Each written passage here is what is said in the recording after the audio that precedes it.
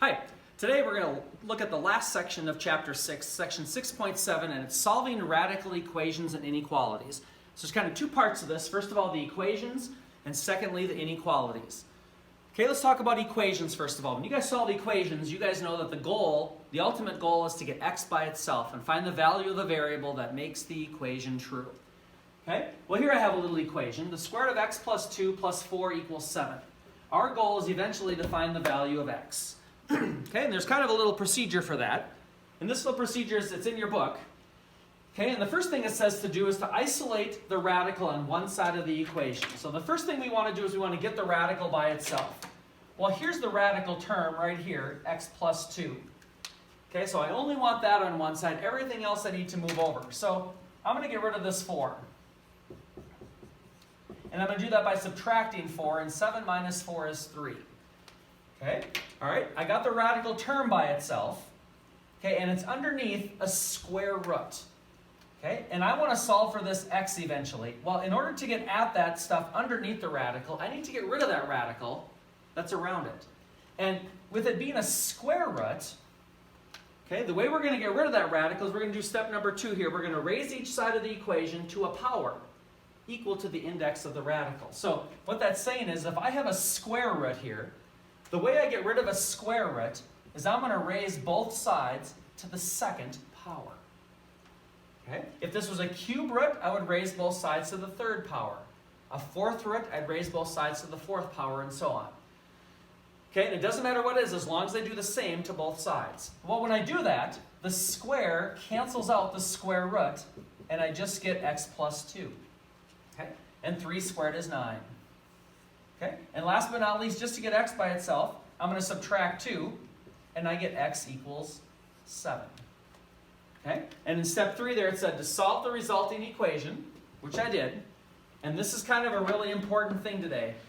As you'll see, check your answers. And the easiest way to check an answer is to take the 7 and plug it back in. And the check is pretty easy. 7 plus 2 is 9. The square root of 9 is 3. And 3 plus 4, does it equal 7? Yes, this checks out. All is good. Okay? But again, the key here is to get the radical by itself, raise both sides of the equation to a power to get rid of the radical, and then solve it and check it. Okay? All right, let's practice a couple others here real quick. Okay? All right. Let's start here with this one. Okay?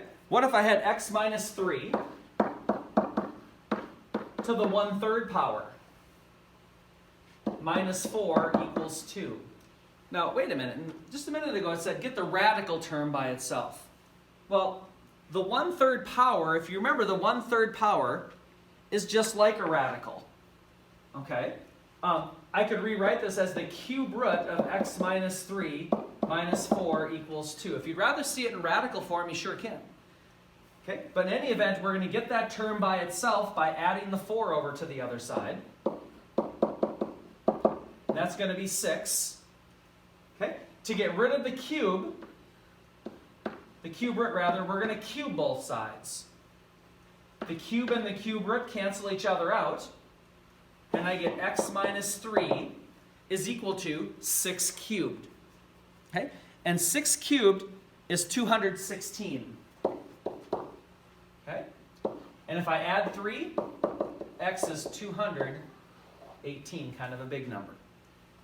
Okay, now if you're okay, if you would rather change it to a radical, you sure can. Okay? But you can also do it right from the beginning here. Oops, right from the beginning. Oh, shoot. Sorry. Okay? If it's the 1/3 power, how do I get rid of a 1/3? Oops, after I add my 4 over. Well, I could raise both sides to the 3rd power. Okay, same thing. And this would be 6 over here. Okay, but the 3 and the 1/3 cancel out to just give you x minus 3. I know they got to be kind of messy, but we'll take a look at another one in a minute.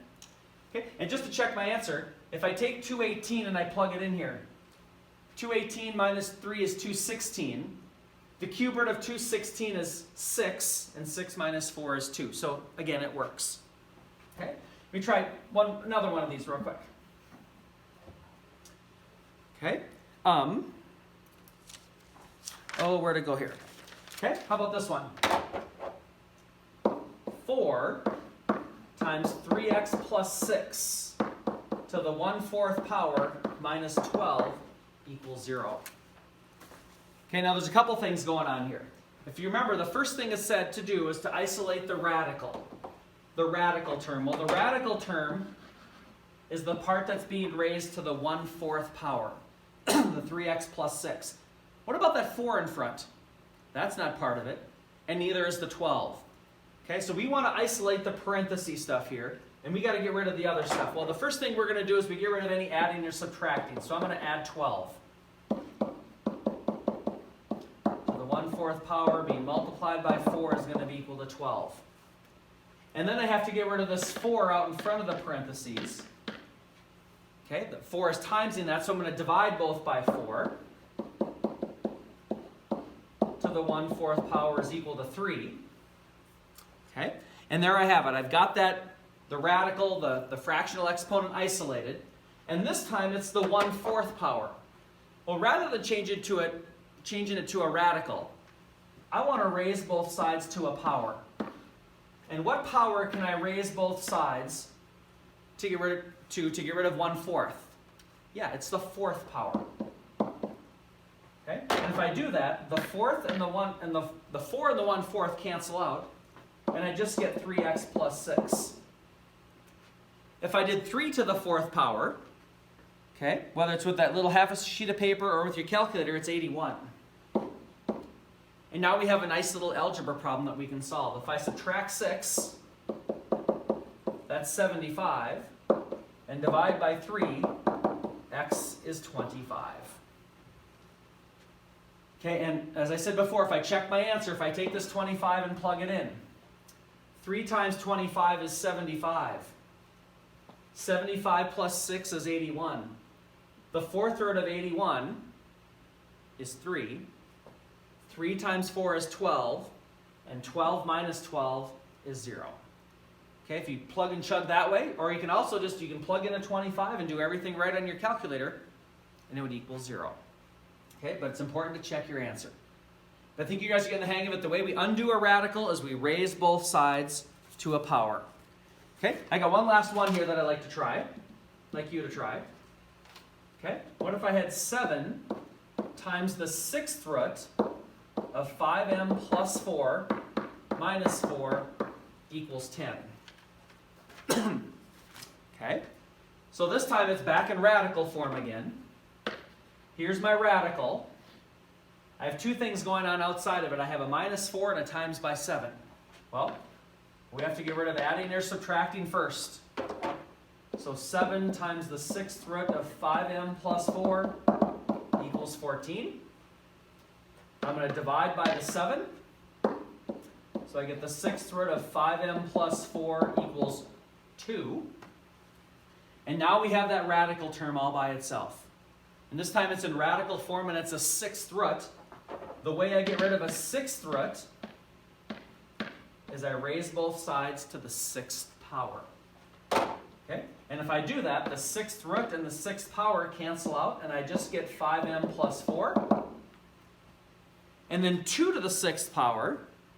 2 to the 6th power is 64. Okay? And then I have a nice little algebra problem that if I solve for x, or m rather here, I'm going to subtract 4 and get 60. And 60 divided by 5 turns out to be a nice number, 12. Okay? And again, I'm going to check it real quick. If I take my 12 and plug it back in here, 12 times 5 is 60. 60 plus 4 is 64. The 6th root of 64 is 2. Okay? 2 times 7 is 14, and 14 minus 4 is 10. So again, it works. Okay, but I think you're getting the gist of it. We're just going to raise both sides to a power. Okay? All right. Whoops. Hang on, I'm going to come back to these in a second. Oops. Okay, well, we're going to take it a step further now. What if I had this? The square root of x plus 3 is equal to the square root of 5x minus 9. What if I had more than one radical in it? Sometimes people get nervous and confused and it looks scary, but don't let it be. Okay, if you remember the directions, it said get a radical by itself. Well, this time it has two radicals. We just have to get one of them by itself. And, well, they're both already kind of by themselves. Let's pretend we're picking the one on the left. The square root of x plus 3. There's no numbers added or subtracted. There's no numbers multiplying. It's by itself. And since it's a square root, the way I get rid of it is I square both sides. And there's a radical on the left, and even though there's one on the right, watch what happens. The square and the square root cancel out. It cancels out over here too. The square cancels out that square root, and I just get 5x minus 9. And again, I have a nice little algebra problem. Let's just get the x's on the same side. Okay, I'm going to move this x over here and subtract it to get 4x. And at the same time, I'm going to add 9 to that side to get 12. Divide by 4, and I get x equals 3. And once again, in all of these, there's a little bit of work to show. I need to see what side, or what you're raising both sides to, what power you're raising both sides to, and your little bit of algebra to get your answer. If I check it, if I plug in a 3 right here, 3 times 3 is 6. I'm sorry, 3 plus 3 is 6. I take the square root of 6. Not a nice number, let's just leave it. But if I plug in a 3 right here, 5 times 3 is 15, minus 9 is 6. And I get the square root of 6 on that side too. The square root of 6 equals the square root of 6. Checks out. We're good to go. Okay? So if there's just one radical on each side, no big deal. Okay? We do the same thing. Okay? Those radicals just cancel out. Okay? I got one more here though. This one's a little bit different.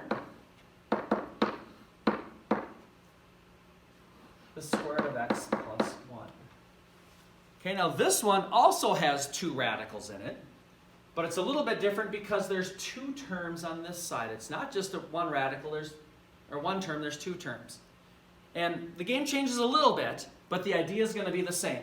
We need to pick one of those radicals and get it by itself. It doesn't matter which one, but this one over here is kind of already by itself. Okay, so let's go with that one. Once we get a radical by itself, we're going to do the same thing. Okay, it's a square root, so we're going to square both sides. Now here's the key, here's the difference. We don't just square these two things individually. We group the whole thing as one great big thing and square it. Okay, so on the left over here, that just goes away and I just get an x plus 6. But on the right hand side over here, I have 5 minus the square root of x plus 1 squared. Okay? And once again, it's not just the square of that and the square of that. What does it mean to square something? It means you write it twice. Okay? And we're going to have to do a little bit of foiling with this one. Okay, let's go ahead and FOIL. 5 times 5 is 25. Minus 5 square roots of x plus 1. When I do these two terms, I get another minus 5 square roots of x plus 1. And when I multiply the last ones, though, the square root of x plus 1 times the square root of x plus 1 is just plus x plus 1. A negative and a negative is plus x plus 1. Okay, the radical disappeared. If I simplify that right-hand side a little bit, what do I have here? I have 25 plus 1 is 26. They're gone. Okay. I have a negative 5 and a negative 5. I have negative 10 square roots of x plus 1. And then I have an x. Okay, and that's as much as I can combine there. Okay. Now, we went from 2 radicals down to 1. The next thing we're going to do is we're going to get that radical by itself. Okay, we got to get the radical term by itself first, and there it is right there. Okay, I only want the term with the radical in it. Well, I have to get rid of the x and I have to get rid of the 26. Well, what happens if I get rid of this x and I move this x over to the other side? They cancel each other out, they go away. What if I move the 26 over to the other side and I subtract 26? That gives me negative 20. Okay, so I've now isolated the radical term. The last thing I have to do is I have to go after the radical itself. I have a negative 10 out in front, so I'm going to divide by negative 10. And I end up with a positive 2. is equal to the square root of x plus 1. Okay, and this 1 is under the radical. Kind of losing my number there. Okay, now when that radical's by itself, I can square both sides. So I get 4, and this side just cancels out to give me x plus 1. And last but not least, I'm going to subtract 1 to get 3 equals x. X equals 3. Okay? So again, that one had obviously a lot of work to it. Okay? We're going to end up foiling a couple radicals together. And if x was 3, if I plug it in here, 3 plus 6 is 9. The square root of 9 is 3. If I plug it in right here, 3 plus 1 is 4. The square root of 4 is 2. 5 minus 2 is 3. So 3 equals 3, and it worked. Okay? Yeah. Okay? I think, should we practice one more of those? I think it would be a good idea. Okay? Just going to do one more of these.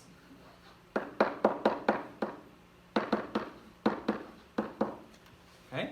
One of these that have two radicals with two terms in it. Okay, we have to get one of them by itself. Well, the first one, the one on the left, is already by itself again. Okay, so to get rid of it, I can square both sides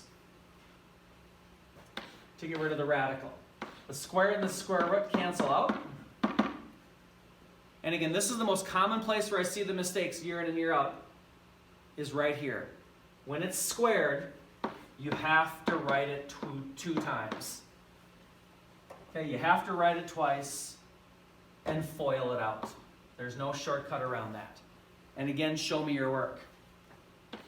3 squared is 9.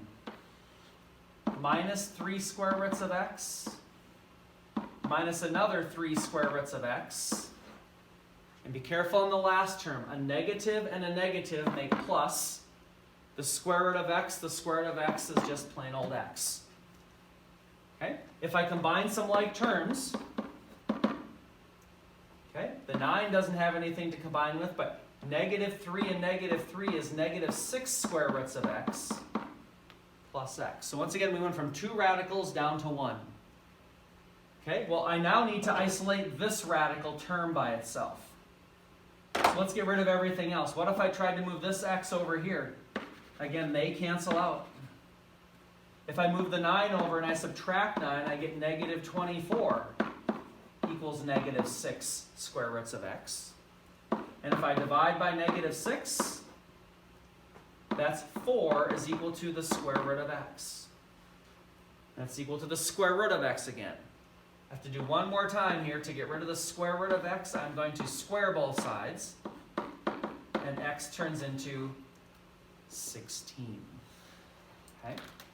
So solving radicals isn't that big of a deal. The key is to get one radical by itself, and it's usually going to be a square root, so we'll square both sides and then resolve it for x. If there's more than one radical, you got to do it again. Get that radical by itself, square it, and solve it. Okay? All right, so those were all equations. Those all had equal signs in it. I'm going to go back to what I had here before. What about inequalities? Okay? What if I had one that looks something like this? So right here. 3 plus the square root of 5x minus 10 is less than or equal to 8. Okay? We're going to do pretty much the same sort of stuff. But most of these, if not all of them, are going to have square roots. Okay? And we know that the stuff under the radical here has to be a positive number. We're looking for real solutions, not imaginary solutions, so no more i's. We want real solutions. Well, in order for there to be real solutions, as it says here, the stuff under the radical has to be positive, or greater than or equal to 0. So this is kind of a two-part process. We're always going to first, and this is kind of what's called the domain. We're going to find the values of x that make it true for the stuff under the radical. So this stuff, 5x minus 10, has to be greater than 0. I'm not paying attention to anything else. Just the stuff under the radical has to be greater than or equal to 0. Okay, well, if I add 10, and divide by 5, x is greater than or equal to 2. No matter what, it has to be bigger than or equal to 2. Okay? And that's what I was saying right here. And then we solve for x. So there's kind of one part of our answer, if you want to call it that.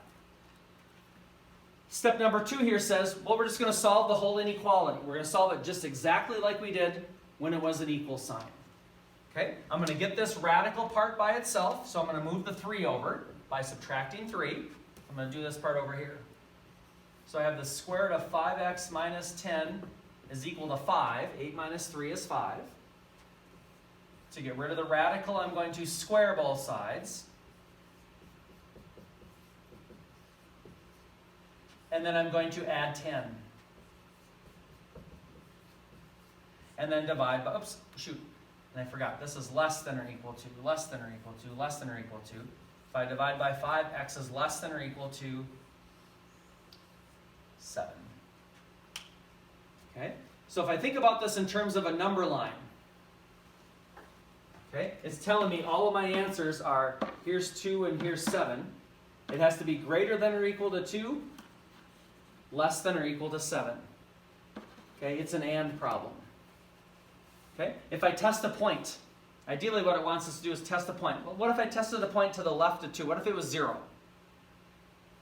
Okay, well, if I plug in a 0, 5 times 0 is 0. 0 minus 10 is negative 10. We can't do square roots of negative 10, so any number over here is false. If I plugged a number in between 2 and 7, maybe let's say I said 5. Or maybe 3. How about 3? 5 times 3 is 15. 15 minus 10 is 5. The square root of 5 is 2 point something. And 2 point something plus 3 point something is 5 point something. Is that less than 8? Yeah, that's true. And if I picked a number bigger than 7, let's suppose I did 10. 5 times 10 is 50. 50 minus 10 is 40. The square root of 40 is 6 point something. And 6 point something plus 3 point something is 9 point something. Is 9 point something less than 8? No. All answers out here would be false. So, it's kind of a way to check it. But all the solutions are between 2 and 7, and it's an and problem. And I would write my answer like that. And ideally, we should really check each region. Okay? But for an inequality, there's 2 parts. It kind of has 2 answers, so to speak. The stuff under the radical gives you 1 answer, and then just solving it normally gives you another answer. And I think there's a step 3 here. Yep. So it says to combine the solutions and check a point in each region to see if the solutions work. Okay? And that's kind of what I did right there. Okay? Let's try another one of these inequality ones. Okay? How about this one? The square root of 3a plus 3 minus 1 is less than or equal to 2. So the first thing I'm going to check is the stuff underneath the radical, this stuff right here. 3a plus 3 has to be greater than or equal to 0. Okay, if I solve for a, if I subtract 3, divide by 3, looks like a has to be greater than or equal to negative 1. Okay, that's kind of the first part of my answer. The second part of my answer, I'm just going to solve the regular whole inequality. I'm going to add 1 to the other side to get 3 so that I get the radical by itself. It's a square root, so I'm going to square both sides. They cancel out. That's 9. I'm going to subtract 3 and divide by 3. And it looks like a is less than or equal to 2. Okay, so my solutions are somewhere between, if I look at my number line, here's negative 1 and there's positive 2. It's telling me the numbers are greater than or equal to negative 1, less than or equal to 2. So my solutions are between negative 1 and 2. Okay, so same idea. Obviously, there's a fair amount of work to show. Make sure I can see both parts of your work. Okay, and we're good to go. Okay, I have one last one. It's a special one here. And it's this guy right here. Last one for the day. Oops. The square root of 2x plus 14 minus 6 is greater than or equal to 4. Doesn't look any different. Okay?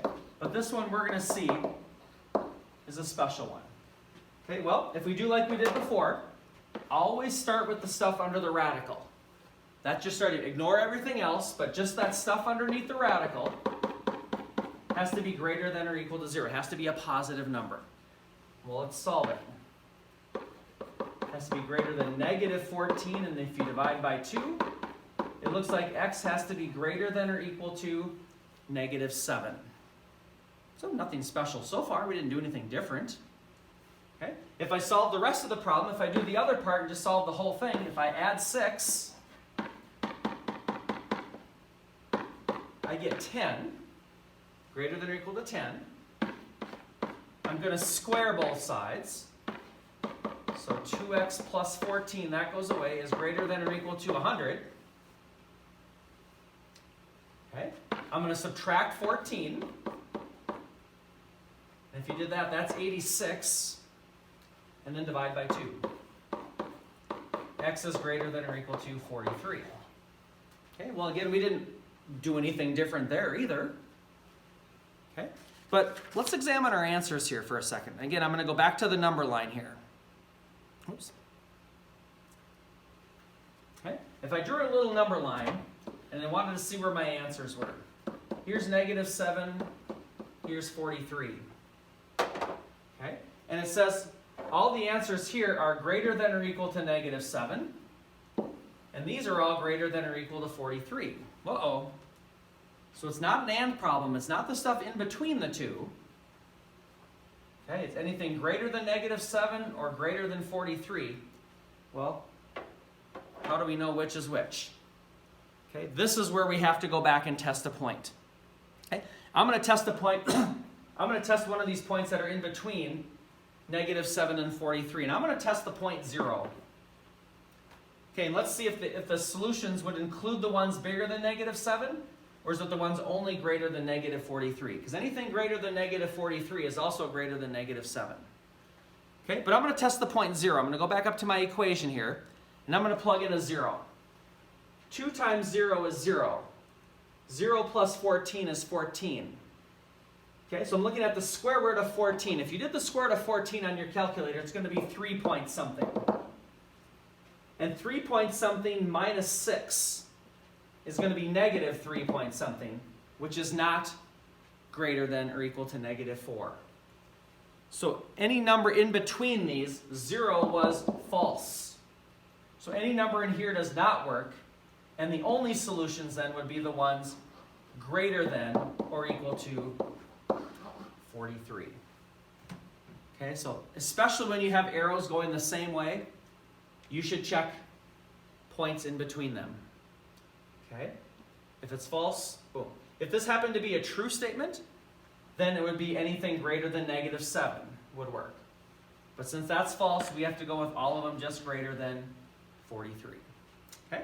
So again, the key with inequalities is to do the stuff under the radical first to get one answer and then solve the whole thing.